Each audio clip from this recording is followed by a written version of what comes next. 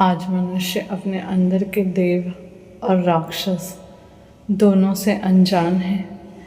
जिसे मनुष्य अपना और औरों का मात्र व्यवहार समझता है, वही हर मनुष्य का वास्तविक गुण है। फिर वो देव हो या राक्षस, इस संसार में जन्मे हर मनुष्य के अंदर दो पर्सनालिटीज़ हैं, एक एंजल और दूसरी डेविल। और यही दो भाव मिलकर के हर मनुष्य की रियलिटी, उसकी पर्सनालिटी क्रिएट करते हैं। किसी मनुष्य के अंदर नकारात्मकता ज़्यादा है तो वहीं किसी मनुष्य के अंदर सकारात्मकता ज़्यादा है। मीन्स देव और राक्षस, किसी की देव प्रवृत्ति है और किसी की राक्षस प्रवृत्ति है। देव के गुण क्या है? हमेशा दूसरों का भला करना, दूसरों की मदद करना, दूसरों के लिए हमेशा अच्छा सोचना, धर्म के मार्ग पर चलना, औरों के लिए दया, प्रेम, स्नेह, क्षमा। देव का अर्थ प्रकाश, सत्य, धर्म और शांति है। देव का अर्थ देने योग्य, जो हमेशा दूसरों के हित के लिए समर्पित हो, जो दूसरों के लिए वरदान हो, ब्लेसिंग हो, खुशी हो। और वहीं राक्षस के गुण क्या है?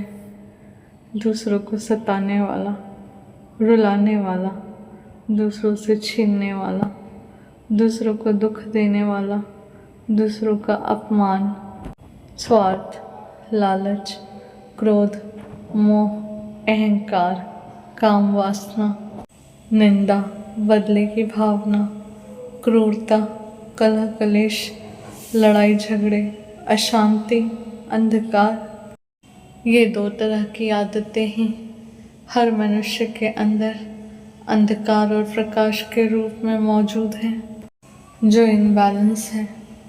आज हर मनुष्य अपने अंदर छुपे हुए राक्षस और अपने देव गुणों से, दोनों से ही अनजान है।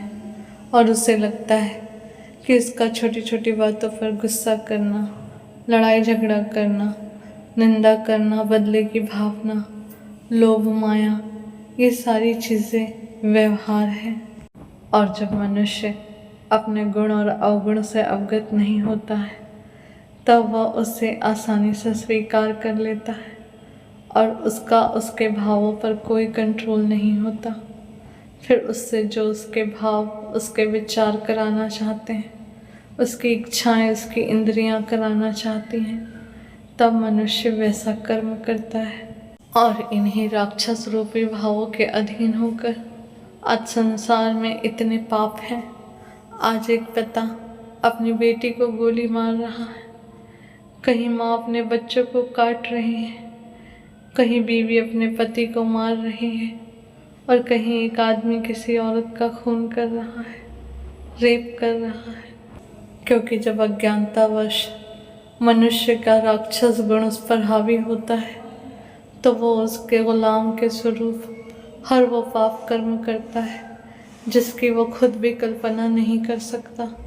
आज हर मनुष्य के अंदर का राक्षस उसके देव गुणों पर हावी है, और उसका कारण है कि मनुष्य ने अपने भावों की गुलामी को स्वीकार कर लिया है। जब मनुष्य अपनी इच्छाओं का, अपनी इंद्रियों का गुलाम बन जाता है, अपने काम, क्रोध, अहंकार रूपी राक्षस का गुलाम बन जाता है, तब उससे वो सारे पाप होते हैं जिसकी वो कल्पना नहीं कर सकता।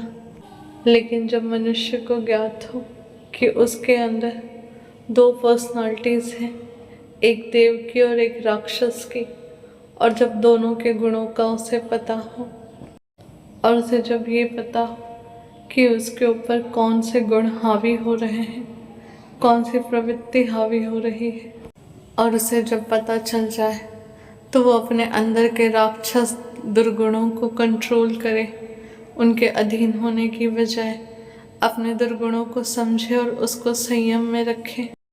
अगर मनुष्य अपने अंदर के राक्षस से अवगत होता है, तो वह उसके आदेशों का पालन नहीं करता। और जो लोग अपने अंदर बैठे राक्षस के आदेशों का पालन करते हैं, तो आज वो सब जेल में अपने कर्मदंड को भोग रहे हैं और इस संसार में प्रकृति और परमात्मा के दिए दंड को भी भोग रहे हैं। हर मनुष्य को अपने अंदर बैठे राक्षस गुणों को पहचानना है, समझना है और उसे अपने कंट्रोल में रखना है। आज इस समस्त संसार में इतना दुख, कष्ट, पाप, इतना हाहाकार सिर्फ इसलिए है क्योंकि आज मनुष्य अपने इंद्रियों का, अपनी इच्छाओं का, अपने राक्षस गुणों का गुलाम बनकर जी रहा है।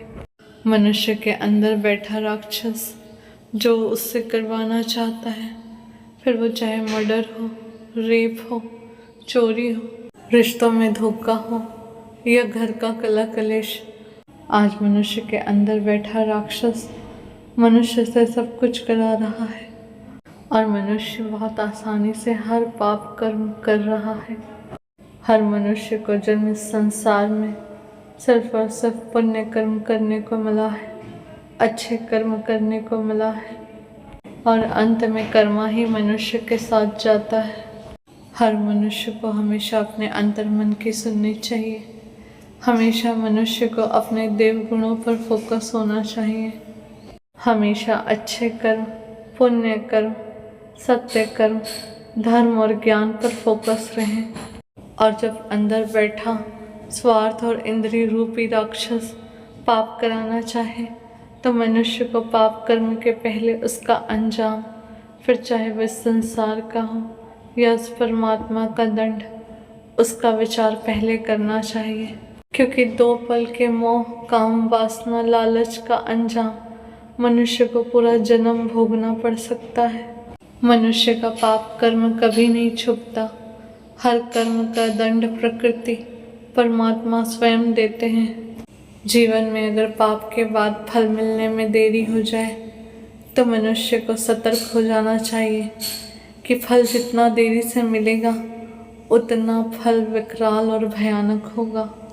हर मनुष्य के लिए बेहतर होगा यदि वो अपने अंदर बैठे राक्षस और देव से भली भांति परिचित हो और उसे किसकी बात माननी है, राक्षस की या देव की, ये उसके अपने कंट्रोल में हो।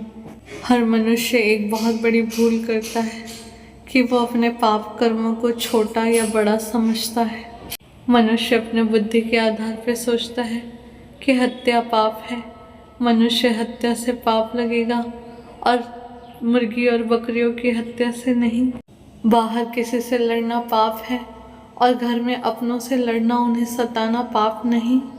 मनुष्य भ्रम में न रहे कि वो छोटी गलती कर रहा है या बड़ा पाप। परमात्मा की नज़र में पाप पाप होता है और पुण्य पुण्य, छोटा या बड़ा नहीं। हर मनुष्य के अंदर अंधकार और प्रकाश दोनों हैं। बस मनुष्य को दोनों का बैलेंस करना है, अंधकार को पहचानना है और प्रकाश को बढ़ाना है। ये संपूर्ण प्रकृति त्रिगुणी माया से बनी है, सत्व, रजस और तमस गुण, और ये तीनों गुण इस प्रकृति के हर जीव, हर कण में विद्यमान हैं। और ये तीनों गुण हर मनुष्य के अंदर अनियंत्रित और इनबैलेंस है और इन्हीं तीनों गुणों का मनुष्य को अपने जीवन में संतुलन करना है। और ये संतुलन निरंतर ज्ञान मार्ग पर चलने के प्रयास से और उस ज्ञान का अनुसरण करते हुए अपने जीवन जीने से होगा। आज सुनकर आज मनुष्य बदल जाए ऐसा नहीं, जीवन पर्यंत तक अभ्यासरत होना होगा। मनुष्य के अंदर का अवगुण, उसके अंदर की बुराई उसके जीवन में और बाहर दूसरों के लिए विनाश ला सकती है। तो हर मनुष्य का अपने अंदर की कमियों को, अपने अंदर के राक्षस, अपने अंदर के अंधकार को जानना बहुत ज़रूरी है। क्योंकि जब तक मनुष्य अपने अंदर की कमियों को, गलतियों को जानेगा नहीं तो उसे ठीक करने की जिम्मेदारी कैसे लेगा। अपने अंदर के राक्षस को जानिए कि वो किस रूप में है। क्रोध के, अहंकार, लालच, काम, वासना या मोह। देखिए, समझिए आप किस बात पर अपना खुद का नियंत्रण खो देते हैं। कौन सी बात, कौन सी जिद आप पर हावी होती है। हमेशा अपना निर्णय सोच समझ के ले, अंजाम को भी और अपने हित और दूसरे के अहित को भी।